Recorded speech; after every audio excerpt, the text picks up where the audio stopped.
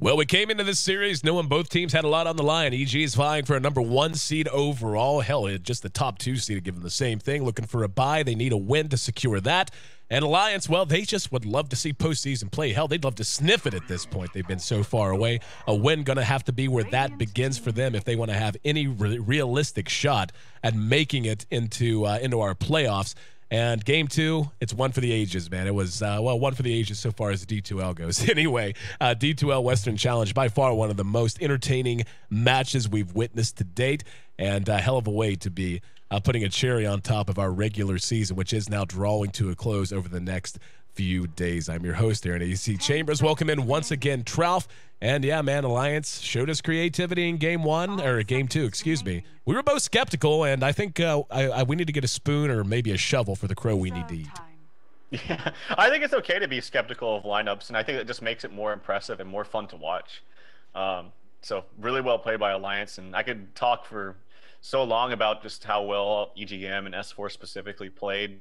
I mean, everyone. EGM being able to just steal so many things, and Strength Morph and do all that jazz, and S4 needs no explanation. But we have a third game on our hands, and look at what we have here. EG, they gets their Tree Protector, along with the Doom here, and Alliance gets a Wisp. So this is going to be a different game, a different pace altogether. So this is going to be exciting too. Yep. IO, the second pick from Alliance. Tell you what's beginning to intrigue me, though, is the resurgence of Darkseer. And Darkseer is one of those heroes, and whenever you talk about balance patches and their effect, it's never immediate. Usually, I mean, sometimes you'll see something that way changes a hero or something that has an immediate effect. But for the most part, it's very subtle. And Darkseer has been a victim of that. Very subtle nerfs, just because he was picked almost all the time. He was never, he had fallen out of the degree of true first pick, first man status, but he just seemed to fit into any lineup. You could do so much with him, and he just got nerfed patch after patch after patch to the point he became a rarity and was not picked that often anymore, at least compared to, say, the top half of the hero pool. Now, though, seems like he's making a pretty big comeback as Alliance goes right back to it. Bulldog, without a doubt, the play he made with S4 in the Roche Pit off of Lotus Silence when he respawned, completely turning game 2 on its head, and going to give him a chance to be a playmaker again.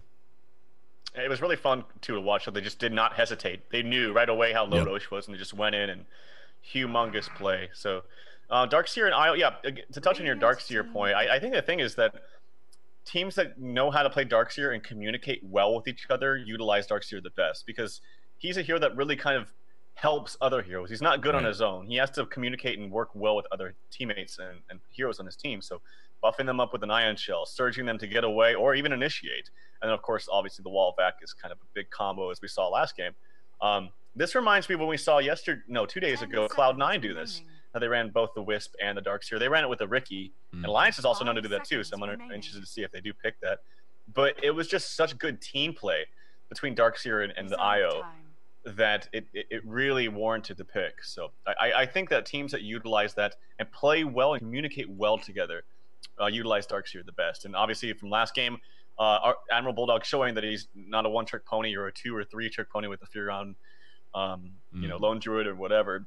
He can play some offlane Darkseer, and I think his decision to go to the jungle right away was a really smart one, because the lane that he was up against was a very, very potent one. By the way, a side note too, I just want to say that I think the Sand King jungle thing is ridiculously strong. Oh yeah, it might need to be looked at, because it's kind of ridiculous that you can just 2 things: 1, have the threat of still ganking a lane, but 2, being able to farm faster than almost any jungler in the game. It's pretty ridiculous. He had a blink at 7:30. Yep, and the challenge with it, and it's actually something, believe it or not, I've experimented on a lot, just because I love Sand King. He's been my favorite hero in Dota 2 since I bought one of my favorites anyway, like a top 3 favorite, since I first started playing Dota 2, since I got my beta, going back years ago now. And the trick is, getting from 1 to 3 is the challenge, and how efficiently you can do that. Sometimes you can be a little handcuffed by what spawns in the jungle. If you get bad golems or a satyr camp early, it can be a little problematic. But if you can get to level 3 quickly and get 2 points into Sandstorm, and especially if it's like in game 2 where we saw PPD helping him stack, then that's where it gets insane, because you're able to clear a stacked camp while your fellow teammate is stacking another hard camp, and you can just do that endlessly and share XP. And like you said, I mean, getting Blink and Arc boots up by 8-9 minutes is not out of the realm at all. It just depends on how quickly you can find find your level 3. And I agree. I think it's really strong. Alliance going to go ahead and grab the CK, and we're going to get to see a Keeper of the Light. So it looks to be a very, very aggressive global presence lineup out of Alliance. And where they beat EG for the most part in Game 2, at least in my opinion, is they just flat out maneuvered him. They carved the map up, and they seem to be 1 or 2 steps ahead of EG and predicting where they'd be and predicting their movements. Now they have a lineup that can capitalize on that sort of understanding even more so when you factor in relocate from IO and, of course, recall from Keeper of the Light. Yeah, I agree. Also, I can't believe that Silencer was just so vastly out farming the Morphling last game. That was a really nice Midas pickup from him. But I swear I won't talk anymore about that last game. It was really, really fun. If you didn't check it out, you need to, because it was pretty epic and pretty fun to watch. But Show enough. Chaos Knight, interesting change to him, by the way, is you have a chance to get an extra illusion on his ultimate. Kind of impractical, but it'd be hilarious to watch because it could make a huge difference. Honestly, those illusions do 100% damage. So yeah, it's a 50. It says right here, 50% chance that extra Phantasm will be summoned. Kind of funny. Also, keep the light change, the ultimate. If you have Aghanims, it's on there permanently, I think, and something about it gives you can heal your teammates with Illuminate, and you get unobstructed vision. I don't really know how that comes into play. Yeah. Okay. So that'll be interesting. I'm very curious to see how Evil Geniuses draft or laying this up, because it looks like they had a plan, because they're picking very, very quickly. Actually, both teams really are. It looks like they both have a plan. So Alchemist for Arteezy looks like it's probably going to be Alchemist mid. From the lane assignments, probably Alchemist mid, a 4 Nyx Assassin, and a Doom offlane. But they could change something up. Yeah, they could end up running this. I don't know. Like I want to say they had. Anytime I see a tree and a Weaver, there's aggressive potential. Like you can do that. It just Nyx Assassin in that role. Bad. Yeah, exactly. Yeah. Like level 1 Impale is garbage, and I don't know. Like I guess defensive trial. Maybe they'll duo lane doesn't make a ton of sense either. Hell with it. We'll figure it out momentarily. Keeper of the Light and IO, by the way, are miserable. And I do mean miserable to lane against with a Chaos Knight. So this could even be aggressive coming out of Alliance if they want to. And you can do a lot of creative stuff with this. It looks like I was actually going to see how quickly EGM wanted to get his bottle up. I've seen lineups like this run aggressive with an IOCK +1. Sometimes, like an Ancient Apparition, I've seen tri-lanes work like that, AA plus an IO plus a CK. And it looks like they are moving out towards bottom lane. Yeah, they are going to aggressively do this. But between Chakra Magic and, of course, Tether and etc. Basically, CK has bottomless mana, especially if EGM's able to get up a quick bottle. And you can just pour the aggression on beginning to end if they do end up maintaining the lanes the way they seem to be shaping up for the moment. I think PPD is just going to try to look for a quirky pickoff here. They are going to duo lane this. This surprises me. Yeah, it surprises me too, because this is double melee against a Darkseer. But it looks like Alliance, they're going to go aggressive. So they maybe suspected something, or even if they didn't suspect something, they're confident in their abilities that this lane will crush. And I agree. Not to mention, if Tree doesn't rotate down here fast enough, this double melee lane is just going to get crushed, like really hard. Although Doom is pretty tanky once he gets levels in Scorched Earth, but until then he's like nothing. He's got 0 armor at level 1. Yep, EG, and definitely anticipating the Darkseer. This doesn't surprise me, though. I don't know why they didn't think this was a possibility. IO Keeper of the Light and CK is miserable, and I mean miserable to deal with as a tri-lane. Like, it is awful. And, yeah, they're going to go ahead and find a haste rune, too, so certainly not going to help things for EG. There's no ward, so they're not going to know this is coming. And Loda's going to go head hunting.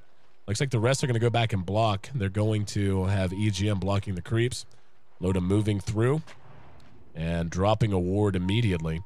And we see Loda pinging out, saying, hey, there's somebody down here. But, yeah, the lanes are going to take shape. Up at top, it's going to be one-on-one with the Weave up against the Bulldog. And in mid, it's a duo lane for the moment. S4's Magnus being harried by PPD and freeing up some space for Arteezy. This bottom lane is just going to be some rough going. And, yeah, the hell with it. Universe says, I'll jungle, man. It's fine. Yeah, that's probably the smartest thing, because they're not going to get anything with 2 heroes down here. This is going to give solo experience to Zai, which is nice, and then Universe can find farm elsewhere. I think this is going to be a really nice lane, though, for Admiral Bulldog. Like, there's no aggression coming out his way. Even if Tree comes up to try to gank him, he can just surge away after the Leech Seed. They have no killing potential from EG, so this early laning phase from EG is going to be disastrous, but if they can get out of it, they're going to have really strong team fight. I guess there's a pause coming out. Yep. Arteezy and the Weave have to play safe and have to be alive and well farmed for the first 5 to 10 minutes. If those two heroes begin to fall behind, EG is going to be all in on the Doom and the Nyx Assassin, and given it's a 4-position Nyx Assassin who, they don't have a whole lot of comeback potential here. And that's a nice thing if you're Alliance. If the laning phase, for whatever reason, did come apart on you, and by the way, this is something else that's really nice about Io and Keeper of the Light being able to do jungle camps together. And the Illuminate was actually his first point, so he'll be getting level 2 soon for Chakra Magic. But Arteezy, in the meantime, has gone fighting builds so far. Not a single point into Grievel's Greed at level 2.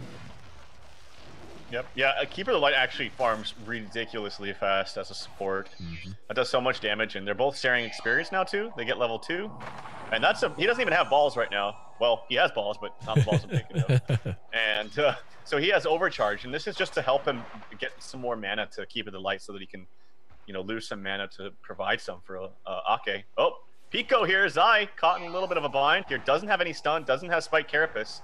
I don't know if Alliance knows that yet, but they're pumping in auto-techs, and he's taking a lot of damage because he has no Stout Shield either. Yeah, there's really nothing they could do. He could have charged an Illuminate maybe, but in the end, Loda was nowhere near range to engage. We can see a little bit of back and forth between Bulldog and Mason here. Bulldog has to surge himself to safety, but the efficiency right now for Alliance is just much, much higher, and we can see Universe doing what he can in the jungle. Found himself an Alpha Wolf, and wow, actually PPD was there, and they managed to catch Bulldog. Did not expect that. Would have thought he would have been able to slip through. Damn it, I missed it. Yeah, me too. I thought that he would be safe up there, but maybe they caught him after he surged once and then the Leech Seed came, because I don't know how they kill him with a Leech Seed and then a surge after. Oh, so, Arteezy skewered back under the tower, got off the stun. PPD's there, and they may be able to get another kill now. And Alliance brought down. And PPD doing work on the tree as he always does. A part of the first 2 kills of the game, roaming between mid and top and getting the job done. Yeah, it can seem like you can get a kill, but when the Leech Seed comes out, it also heals everyone in that 500 AoE, so really, really nice plays. And getting an over-leveled Treant Protector, especially with this kind of laning phase, is really, really strong. Like, Tree with levels is probably one of the scariest supports in the game. Taking a look at the levels, it's actually not bad at all for EG. Alliance really like their draft quite a bit. And I'm actually really impressed with how well these lanes are going for EG. I mean, obviously having 2 kills, one of which is first blood, is handy dandy. But there just isn't a whole lot happening for Alliance at the moment. I'm sure that'll change as the pickoff potential is just gigantic for them looking ahead. But EG's doing fine. They're hanging in. Yep. Zai, he's able to get some levels too as this lane is pushing towards him. I feel like Alliance needs to make a play here, though, because they can't afford to give this free experience to Zai. And Loda, he maybe wants to look for something. Peter's coming down here to give some support, lend a hand. So here we go. Yeah, moving down. They're going to dive him. Has Carapace. We'll go ahead and use it. Shoots the Impale. Only got Loda. Here comes the Leech Seed. They may be able to pick off, and they will get EGM. And Zai's still alive, by the way. Have yet to track him down. He's trying to use Clarity to get himself back up. Reality Rift. Oh, he actually used Vision. The Vision lost him around the bend of the tree. The Reality Rift did not complete. 3-second Chaos Bolt keeps him off of Ake, so they'll be able to retreat. But that's not what you plan when you dive a level 2 Nyx Assassin at this time. Arteezy. He actually solo killed. What the hell happened there? The skewer, and then he just played a little bit too far up. Thought he was invulnerable. Doesn't even have level 6 now, and now Magnus is actually out-leveled. That's a huge win for Alliance, because that bottom kill, you saw there, Loda actually was trying to fake out the Chaos Bolt, and he was successful in doing so to getting Zai to pop the Carapace, but because it was nighttime, he was able to fog him a little bit more. And then I think he should have turned his attention immediately to the tree, like as soon as Tree put aggression on the Wisp. So unfortunately, Wisp died there, but huge play by S4 in mid. S4 with an RP! Oh, Arteezy helped out by PPD, who was there to bail him out, and S4 gives it back just as soon as he got it. So EG continues to increase their lead 4-1. They got to get Loda active. They got to get this Io to 6. He's level 3.5 right now, but I can't believe how well these lanes have gone for EG. Like, this is really just looking pretty damn solid for them. I lost my words, but S4 was trying to RP Arteezy while he was channeling the stun, so he'd stun himself, but it was just a little bit too early. So it could have been a huge play, but nonetheless, you still had Tree behind him. But yeah, I mean, Loda's farming really freaking well, and that's good for him, but they definitely need to get these kills, and they need this bottom tower too. But again, the tree, he's almost level 6, man. Like, this hero was such a good support hero with levels, and it's Peter, man. PPD, he knows how to play this hero. In mid, more trading of the paint between Arteezy and Mag. PPD moving up. Doom has found himself a haste in the meantime, and it looks like Tree not going to reveal himself. Universe is trying to do what he can as they jungle Doom. Jungle Doom, you know, it works. It's just not always the fastest. It can kick in, especially depending on what kind of a build you want to go with it. But as of right now, still lacking pretty heavily in items. Down the bottom, Alliance is putting some pressure onto this tier 1 bottom. And the carapace a little late from Zai, so he's just watching on and soaking up XP where he can. He's almost level 5, not too shabby. They also have the tree armor coming out, but it's going to help a little bit, unless they want to fully defend this mid. Possible kill? No, Peter's walking down to bottom. This should be a dead tower, though. Yep. And the Spirits actually just spotted Zai, so they know where he is. They're going to send the illusion to hunt him down. And there we go. Reality Rift is there. He actually canceled out on the auto attack. Impale caught him and bought him some time. Here comes the TP. Loda's got to decide. Looks like he wants to retreat. There's the Weaver. Going to pursue him out, and PPD is there. He's got lead sheet on the ready and will use it. Loda in some trouble. Hooked up with by IO. 3-second Chaos Bolt. Nope. Impale from Zai helps secure Tree. Another kill. And PPD, as seems to be always, it seems like this always happens. Anytime he's on the tree, he's going to get on a killing spree at some point. Oftentimes before 10 minutes, and that's what's happening now. Zai is, like, outplaying 3 members of Alliance all by himself right now, by the way. Like, he's using these spike carapaces at the perfect timing. He's saving his stun to when Loda actually finds, like, he's baiting out the spike carapace, but then he stuns him after he tries to wind up for the actual stun, and he's not getting it off. And then he's fogging in the midst of all of that. So Zai is playing so well, and bam, after this creep, he's level 6. In a 1v3 situation against Wisp, Coddle, and CK. It's pretty impressive. Here we go. They're going to go on to S4. S4 going to eat the unstable concoction right in the mouth, and Weaver was there to help out. That's another death for Mag. EGM shows up. He's just level 4, by the way. Needs his 6 desperately at bottom. Looked like AK was going to be dove. PPD at this point wouldn't surprise me if he dove tier 2s. But, yeah, EG, I think you really said it best. They're outplaying Alliance at the moment, especially in terms of support play. And we can see 1 tower down in favor of Alliance, yet they're still trailing 2,500, or they're still trailing 1,500 gold, including the tower that they managed to bring down in bottom. So problems abound for them. Yep. Looks like possible kill attempt onto Weaver. He's a little bit low mana. 2 seconds done, not the longest. He should be okay, even with some help in the tree armor. But he doesn't have mana for the time lapse. Maybe you could still look for him. No, now he does. Yep, he'll go ahead and Shikuchi away. Has time lapse in case he needs it. He's actually going to turn around, and EGM has to tether up with Loda. He has helps coming. Arteezy rotating up. Let's see if he wants to try and catch them on the exit. And the Spirits helping keep him at bay, at least for the moment. He's going to poke his nose around. This isn't Invis, so he's going to get a chance to look. Has yet to be detected. Bulldog's right there with them. And looks like, yeah, he's going to play patient. In the meantime, in mid, we can see S4 getting a little chesty, banging away on the tier 1. And down at bottom, perhaps a dive on Ake. Carapace used on the Illuminate, and they lost him. Lost him in the trees. Impales off the mark, so unable to get a kill there. And a little bit of sloppiness out of EG, or a little craftiness out of Ake, depending on how you want to look at it. Now, these support players are just juking each other, the other members of the other team. Really well played by Ake, really well played by Zai earlier on. And yeah, but the problem still stands, though, that they have nice counter push from Ake. He's getting a lot of levels down here. Loda could be in some trouble up here top. He's going to need some support if they do decide to dive him.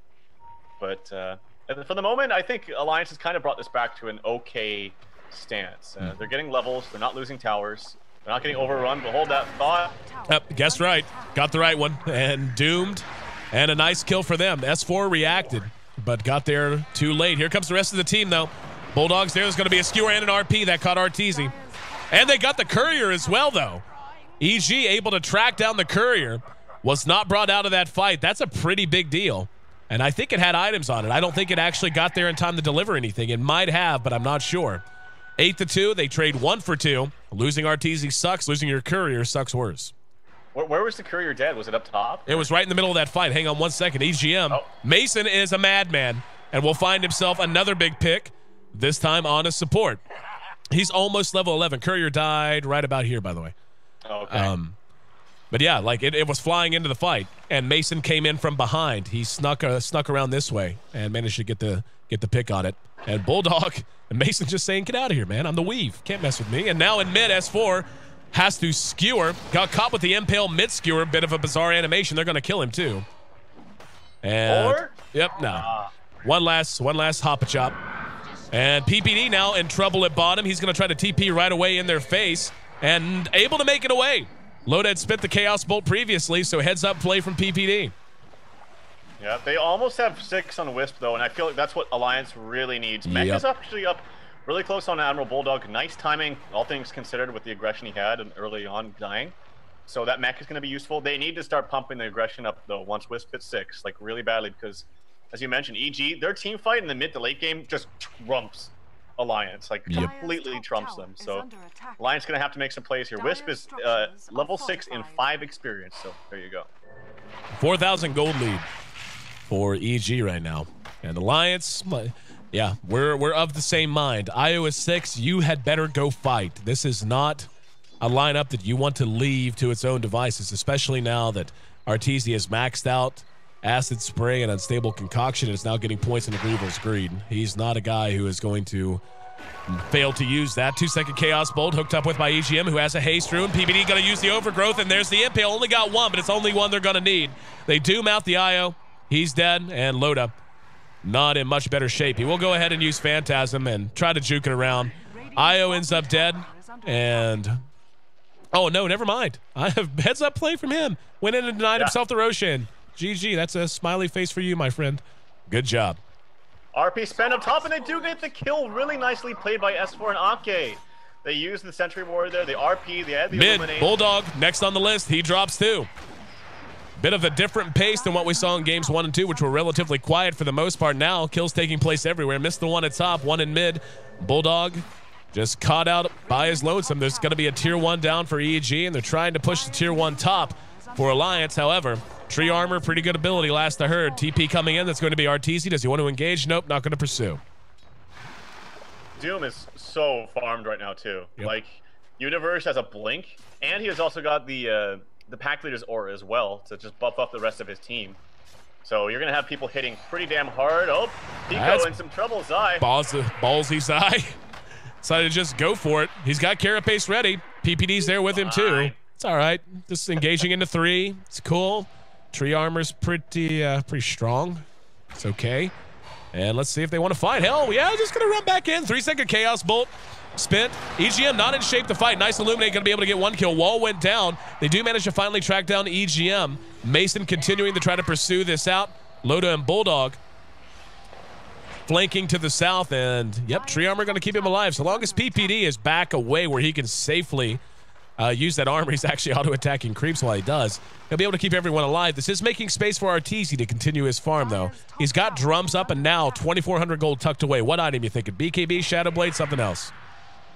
Well, I'm trying to look at what else they have on their team. I mean, Mech would probably be really, really good for his team if he wants to buy it. Yep. It'd actually be really, really good. I didn't notice the plate mail. I thought that Universe is going to be building it, but yeah, he just bought a plate mail. So there's a Doom onto Loda. He ends up dropping behind his tier 2.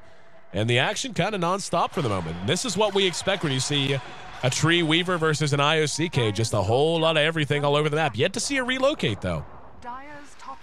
Yeah, we have, but they don't really have means to do it now. Like, Tree is actually really good against Wisp in that sense. Like, I've talked about this before, but when you relocate and just everyone sits there, oh, Ake's in trouble.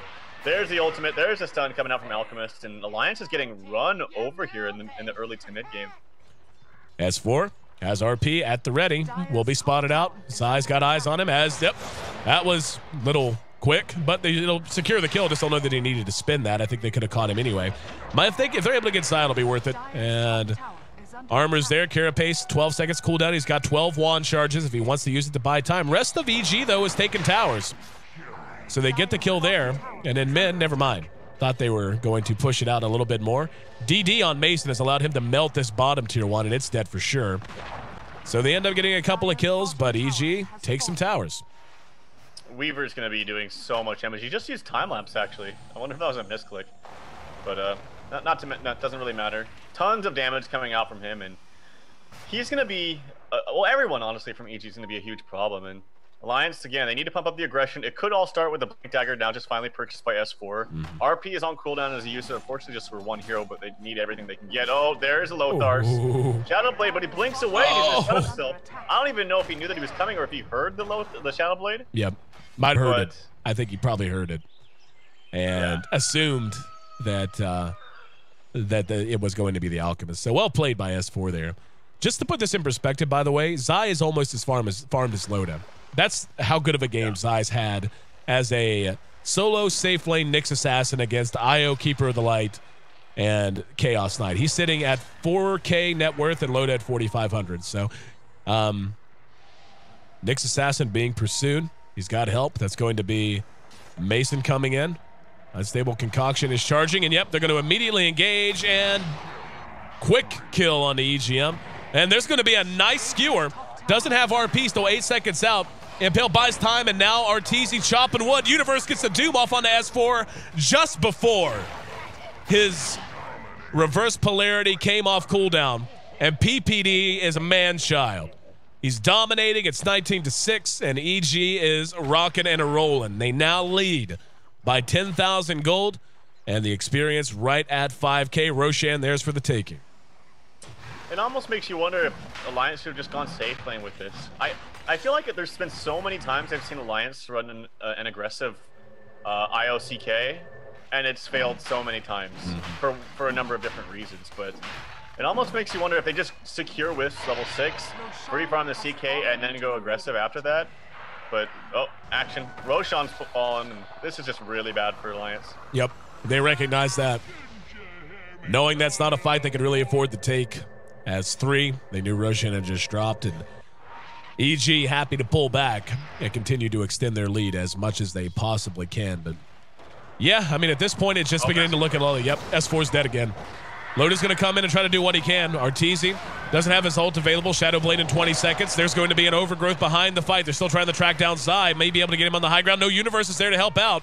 Universe has the Alpha Wolf aura up. And yeah, Loda just feels impotent. Does not feel like he can do anything at the moment. Behind that, Arteezy back up off the Aegis. And Bulldog and EGM are just dancing around him. I mean, what are they going to do to him? As PPD shows his face, and that'll be enough to force the retreat. Hasterin will help EGM get back to safety. But, yep, this one already feels like it's slipped away a bit. Bulldog, he might get spotted here because there's a ward. He doesn't have... Oh, nope, I'm not going to go for him. They're pinging out bottom, but... yeah, it's just really difficult for Waste or Alliance to come back into this. Oh, there's a Doom, and EGM's dead. Yep. Jeez. Got critted right at the end. And it's done Admiral Bulldog. He's going to die, too. This is getting close into GG territory, quite honestly. Yep. RP. Where's the follow-up? Not a whole lot of it. There we go. Keeper says, yeah, there is. As he lands an Illuminate to help out. They may be able to force them back again. There's going to be a stun. PPD's right there with him. Has Leech Seed at the ready. And in the meantime, though, Mason split pushing and getting the job done. They end up trading Zai for 2. And Herda, yep, there it is. PPD caught with the Chaos Bolt, but here comes Arteezy back into the fray. And Loda's dead now. EGM hooks up with S4. PPD just so hard to bring down, has Overgrowth ready again, and we'll go ahead and spin it. Ake's outside of the fight. It's the Universe chopping away at EGM. He's going to end up dropping S4, trying to get what kill he can, and able to blink ahead and get one with an auto attack. Arteezy with egg on his face. Has the Unstable Concoction. Blows up, but yeah, I mean, he's still feeling very survivable. Uses his Shadow Blade. He's got to realize they have a sentry here by now, and now finally manages to get out of range of it. Here comes some help, though. Nyx Assassin lands the Impale after the Vendetta. Feel like there should be some Benny Hill music just all over the place. Wall goes down, and here he comes blinking past it. Arteezy not going to go past it. S4 actually skewers through it. Impale's up and ready as his mana burn. But Arteezy decides to go ahead and back out, and S4 just says the hell with it. Going to the house. Up at top. Lane Mason's just getting tier 3 towers. No big deal. Yep. And going to be able to TP away. Easy peasy. Well played by Mason. And they're just kind of toying with Alliance at this point. Yep. Like, just outplaying it. Well, I mean, they're up so much. Like before that Yep. kill onto PPD, every member of EG had more net worth than every member of Alliance. Yep. And it's pretty much that way right now. It's just a tiny little bit more on S4 than Tree, but that's negligible. This isn't a bad spot for Alliance, and I don't know if their team has much comeback potential because we talked about at the beginning, like EG in the mid to late game, their heroes just trump Alliance's completely. There's no way that Alliance can. Unless they completely outplay with Wisp ganks, but EG has good tools against that. They have global tree armor, and they have all the stuns and everything. So Arteezy almost skewered back, but sidesteps S4 entirely. Rest of EG hooking up, and it looks like they're about ready to close the door here. And Nyx Assassin's got other things in mind. He wants solo kill. He's going to go look for EGM and try to blow him up in one shot. And there it is, and see ya at the well. As he blinks away before there can even be any reaction. Bulldog spotted out by the weave here, and here comes the rest of them. Doom's off, as is the unstable concoction. Nice RP. Can they follow it up? Overgrowth's there. Bulldog ends up dead, and he skewers them all back into the base. S4 doing everything he can by himself. Nyx is there to help out, and one last auto attack brings him down. There's an impale onto Loda. Arteezy should be able to get his stun off, and will. Now they're going to turn it around. Mech's there. Bulldog dropped the wall, but not the best positioning for it. S4 immediately buys back. Mason helping to clean house underneath the tier 3 now. S4 has to make a run for the well. Ake stunned out with the Vendetta once, or excuse me, with the impale once again. PPD right there with him. In the meantime, the tier 2 being brought down by Mason and Arteezy. Yeah, I expect him to call it pretty soon. they're diving tier 4s when they don't even have the tier 2 down. Yep. PPD taking some damage, has living armor for himself if he needs to. There's the Alchemist stun. Not going to catch S4 though, but here comes the backside. Io trying to do something. Yeah, Pretty crazy fights here. They're just too tanky. I mean, it's like it's fun stuff to watch, but Alliance is just realistically has no damage. They're so underfarmed in comparison. They're so underleveled in comparison that they really don't have much of a chance outside of just EG getting, like, I mean, just look at that. They can't even touch, literally can't touch Mason. Cannot lock him down with anything. Impale on the EGM as Zai living on the edge. Doesn't have enough mana for a carapace. Now he does. Used it just enough. And they do manage to get someone else behind. And EGM ends up dropping. Mason's still up and alive. Here comes Arteezy, who is farmed quite well and doing what damage he can. Overgrowth from PPD locks Loda and S4 back down. And yeah, that's a triple kill for Mason. And he's not done. He and Arteezy going to go after S4, make that an ultra kill. And GG da, says Admiral Bulldog. And looks like Mason wants a rampage. Let's see if he can get it. Yep, they're going to let Arteezy lead. Mason's moving in for the rampage. Better get that off. Oh, not given enough time. 35-10. An anticlimactic conclusion to a series that otherwise was fantastic and a lot of fun to watch. Game 2 in particular. One of the best of the tournament so far. But EG, with that win, guarantees themselves a top slot in our playoffs coming up, coming up in a few weeks, actually. It'll be following the TI, not even just following the TI qualifier. It's going to be, we're going to have quite a bit of down. There's a whole lot of tournaments we have to make room for. But EG, with that win, not only guarantees themselves a 1 or 2 position slot and a guaranteed bye in postseason play, they also effectively eliminate Alliance from postseason contention. So very dramatic swings for both teams, and hell of a series to start the day, my friend. It seems EG ate their Wheaties between game 2 and 3. They just clobbered Alliance, and the problem really was that bottom lane. Like, they couldn't kill Zai. He just kept outplaying them. Just well played by Zai, but also that lane isn't exactly that strong against the Nyx. Like, it's difficult to... You saw Loda constantly trying to bait out the Carapace, and he did successfully, but even when he did that, then what happens? Like, you get fogged and you're taking too much time trying to chase a Nyx. By that time, PPD comes in from the backside. He's already over leveled because he got the first blood up onto the Dark Seer up top, and then it was just a disaster from there. So I think maybe Alliance just needed to go safe with it, secure levels on the Wisp, and then fight from there. But nonetheless, fantastically played by EG here in Game 3. Yep, our next series is going to be coming up next. That will be Cloud9 taking on Empire. Cloud9 also in the mix for a chance at a top seed. So important day for them. While Empire, well, I mean, Empire really hasn't played that much. So, actually, no, check that. It seems like they haven't played in a long time. They have played a bit, and they, like Alliance, have somewhat underperformed a little bit. So, looking forward to seeing them back in action here at the D2L Western Challenge. I'm your host here at AC Chambers once again. Thanks for joining us and being part of the broadcast, guys. Our first series is behind us as Alliance falls to EG 2-1.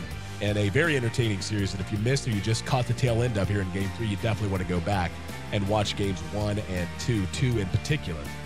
You'll enjoy if you're a big fan of that. I can only imagine you are if you happen to be too good right now. We also debuted the new Phantom Lancer set coming out from Alliance. And I tweeted the link to that video out once, so I'll probably do it again when I get some time. I need to make sure I get the details exactly right, but following the conclusion of play today, we're actually going to have the item creator himself debuting it on the live workshop, which is something he's been putting together for a long time. He and I first discussed it at TI3, where he and I met, where basically it's a place where if you're an artistic person or just someone who has interest in the process or whatever, a chance to watch Manny and other professionals work as they work on real projects and learn as you go. So make sure you check out Live Workshop. I'll make sure I get the link tweeted out for that as well. And again, the Phantom Lancer said we had the trailer debut here at the D2L, and we'll be doing the full set debut on Live Workshop again with my good friend Manny. Much love to you, brother, and great work. Everything looks amazing. Series number 2 should be coming up just moments from now. We are a little bit behind of schedule, so